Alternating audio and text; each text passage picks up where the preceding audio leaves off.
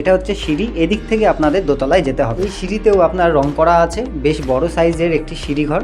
আপনি চাইলে এই সিঁড়ির মধ্যে রেলিং লাগাতে পারেন। সিঁড়ি দিয়ে উপরে উঠতে দোতলায় আপনারা সামনে একটি বড় ডাইনিং স্পেস পেয়ে যাবেন আর বেলকনিও পেয়ে যাবেন। ডাইনিং স্পেসের একদম বাদিকে আছে একটি রুম, একটি কিচেন রুম এবং একটি অ্যাটাচ বাথরুম। এটা হচ্ছে দোতলার বেডরুম। এটি বেশ বড় সাইজের একটি রুম আছে, রং করা পুরো নতুনের মতন।